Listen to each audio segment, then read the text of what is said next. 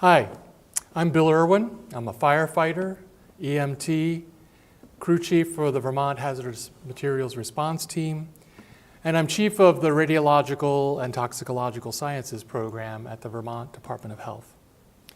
This training video was created by St. Michael's College Department of Public Safety and St. Michael's Fire and Rescue. It's for first responders involved in chemical, biological, radiological, or nuclear materials, what are called CBRN, incidents. This training should help you do your critically important job despite the unusual conditions created by these materials. There are specialists, including the Vermont Hazmat Response Team and the 15th Civil Support Team, who will be called out to take actions to more completely stabilize the situation. Now, other jurisdictions watching this training, you should have similar resources where you are, and responders there should become familiar with these specialized resources. The priority incident objective for you as a first responder is to ensure the safety of responders, especially yourself, and to focus on saving lives, preventing entry into the affected area to prevent further harm, and to protect the scene for law enforcement and hazmat response. Because responders often use the Emergency Response Guide, or ERG, for hazmat incidents, this training supplements the ERG, but with a focus on terrorist incidents. We've designed other tools for this purpose. They include this laminated card, CBRN First Responder Guidance, that goes inside your ERG, 1-minute briefing videos to go over when you get to the scene of a CBRN incident to remind you of this more extensive training, and a mobile phone application designed to make access to all these tools quick and easy. The card or app can be retrieved when you think the situation you're engaged in is a CBRN incident. The card includes simple reminders from this training, while the app helps you identify the CBRN and then get you to the best briefing. It also provides more details about tools, so what you need to get done as a first responder is done most effectively. Now, the first thing we need to do is to identify the threat. This training is focused on radiological incidents. There are 2 other brief training videos for chemical and biological incidents. Of all the CBRN, radiological emergencies may be the least likely for you to encounter. There are far more opportunities to be exposed to chemicals, and we often deal with infectious substances like influenza virus, E. coli, and staphylococcus bacteria. A lot of us feel better prepared for chemical and biological incidents because of this familiarity. Radioactive materials, the cause of most radiation incidents, are less commonly encountered in forms that may be dangerous. Most are used in a specialized and secure manner inside hospitals, laboratories, and manufacturing facilities. Some are used outside at construction sites. There are also small sources used in common household items, including smoke detectors or in commercial buildings like certain exit signs. Many radioactive materials used in commerce are shipped by FedEx in unlabeled vehicles. Some are shipped by truck or rail in placarded vehicles. Whatever the source, the problem's the same. Radiation can increase your risk of cancer if you accumulate too much over a lifetime. And it can seriously injure or even kill you if you get a whole lot all at once. Now, another commonality with radiation is that it takes a special kind of instrument to detect radiation. Fortunately, many of these instruments are not very complicated or expensive, and several government agencies have them. One of the things you need to do early in a radiological incident is make notifications to the Vermont Hazmat Response Team and Emergency Management. Both can get radiation instruments on scene quickly if you don't have one. Just because you don't have an instrument, though, does not mean you cannot act. This is the biggest message we want you to take away from this training. Unless you are close to where a nuclear weapon detonated. The radiation you might be exposed to in almost every radiological incident, including a dirty bomb, is unlikely to result in immediate health effects or to significantly increase your cancer risk later in life. So, how would you know the incident involves radiation? Well, you probably will have to see something that indicates it directly, like the radiation symbol or paperwork with the words radioactive material or radiation. This is most likely when radioactive materials used in commerce are involved. They may have been stolen for harmful purposes. Another way to see radiation is with a radiation meter. Some Vermont State Police and Department of Motor Vehicle officers, Fish and Wildlife game wardens, sheriffs, and other law enforcement officers carry them. Everyone on the hazmat team has them, as do members of the Vermont National Guard Civil Support Team. There are also radiation detectors at border crossings and other places where government tries to detect illicit materials to prevent their ever being used for harm. Now, there is one special radiological incident that will be easily detected, and that's a nuclear detonation. This will be obvious from the bright flash, the fireball, the intense blast and thermal energy waves, and the high rising mushroom cloud. If you see these things, get inside, stay inside, and await further instruction. Getting inside is critical. If people get into a basement or into the center of the building they're in and stayed put for 12 hours or so, most all of them would survive. Unfortunately, those people who were outside and within a mile or two of the detonation site, in particular for an improvised nuclear device or IND, those people are unlikely to survive. The same is true in the dangerous fallout zone. Radiation levels in these places may be lethal. Sadly, if people leave their shelter in or near these areas to go get their kids from school, or even like you, a first responder, to try and rescue the injured, both the helpers and the helped may perish. Now, where rescue is useful and not deadly is the area between where all the glass has been broken and the area where even the most rugged buildings are destroyed. This is what is called the moderate damage zone. If people are not helped in the moderate damage zone, they will likely die. In a big city, first responders can save thousands, perhaps even tens of thousands of lives if they get people in the moderate damage zone to help. If first responders do not help these people, many of them will die. We obviously hope that there's never another nuclear detonation.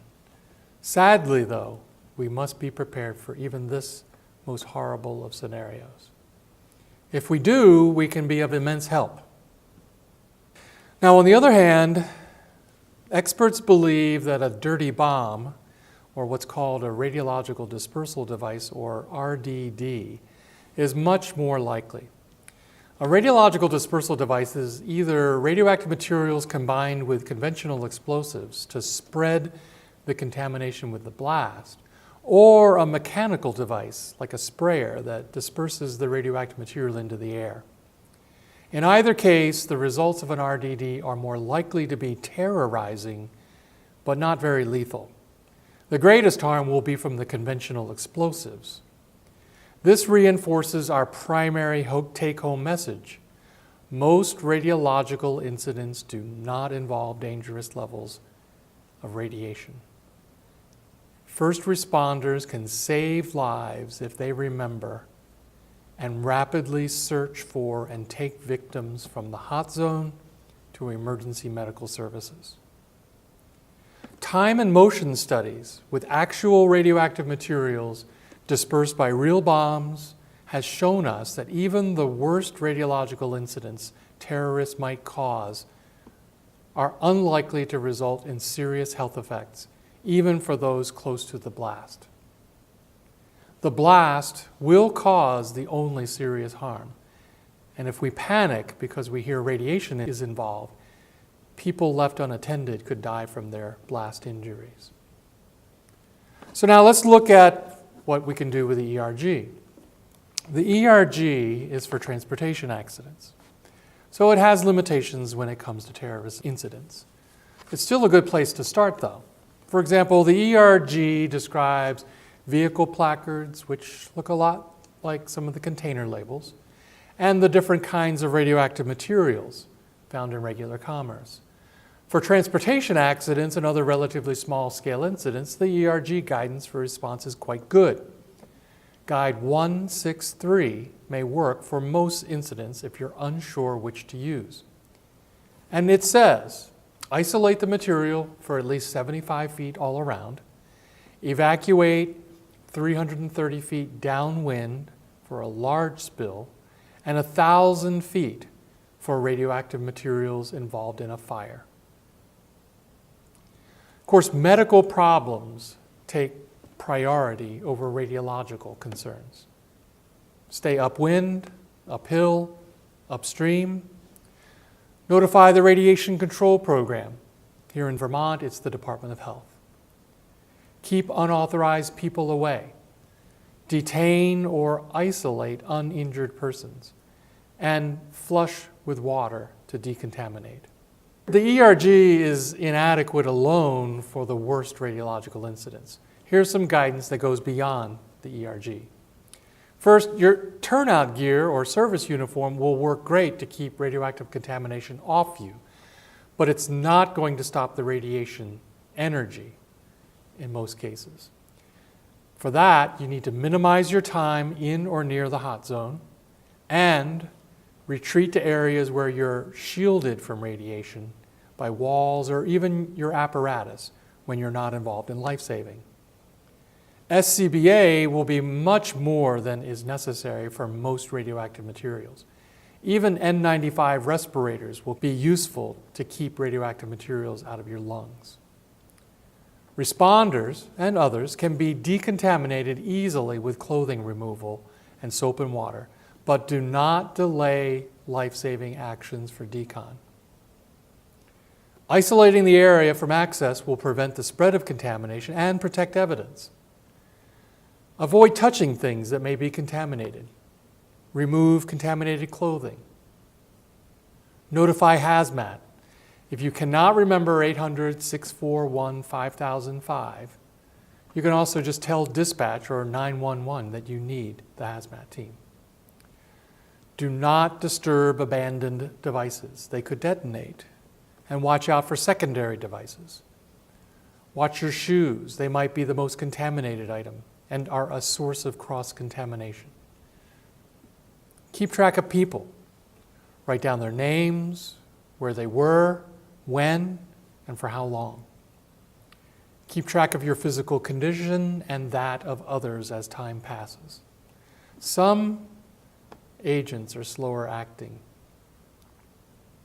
Take notes about what you saw and when. It could help identify the agent or find the perpetrators.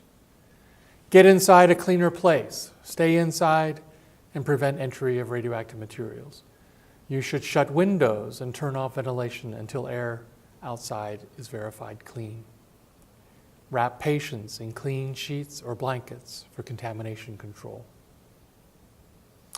So let's talk about decontamination. For most radiological incidents, decon is helpful, but it is not a priority, especially over life-saving. For both radiological and nuclear incidents, the contamination from a detonation is generally visible and large, like grains of sand or tiny debris from the explosion. Wet decon may not be needed at all, except to clean wounds. Most decon can be done by shedding outer clothes and toweling off. A radiation detector can be used to verify that decon was successful. With or without radiation detection, put contaminated items in bags labeled as to who they came from, where, and when. Nuclear fallout, a special form of contamination, is dangerous, so wiping it off is important, But again, wet decon is not needed for most. This training should give you a solid foundation for responding more safely. Because these events are rare, we've created other tools to give you just-in-time reminders when you find yourself confronted with a CBRN emergency. The first is the laminated card that goes in your copy of the ERG. Look at it now and refer to it later if you find a CBRN device or scene. It gives you shortcuts to use the ERG efficiently and critical reminders for your safety while helping others. Another is a 1-minute video to watch while going to the scene or at a briefing at the scene. We'll watch that here in a moment. The last is the mobile phone application to make all of these tools available promptly and so that your use to control the situation will be most effective. So let's take a look at that video now. Okay, the indications are this may be a radiological emergency. Until we have a radiation detector here, we have to assume the numbers are high, so we'll have to back off. It could be terrorism and radiation is tricky, but we can handle this until help arrives. Remember our training. Make sure dispatch called hazmat, emergency management, and mutual aid. Using the ERG Guide 163, we will consider this a large spill until we know the full extent. Isolate for a 75-foot radius and evacuate 330 feet downwind. Our incident command post, staging areas, and vehicles must be uphill and upwind. Don't drive through the affected area to go anywhere. Other than package labels, there are no specific signs of radiation. Let's assume it's everywhere inside the isolation zone and evacuation zone until radiation instruments show otherwise. Limit time near the isolation and evacuation zones and use our apparatus and structures to shield us. We need strict accountability so we can track people, minimize the spread of contamination, and estimate doses later. Clothing won't stop radiation. Our turnout gear and service uniforms with gloves can prevent skin contamination. While SCBA is best, even an N95 respirator will prevent radioactive material from getting inside us. Our primary objective is to save lives and prevent further harm. We can rescue living victims without worrying for dose. We can rapidly search for more victims without worrying for dose. We need to survey everyone coming out of the hot zone for radiation. Clothing removal and normal washing should remove radioactive contamination on people.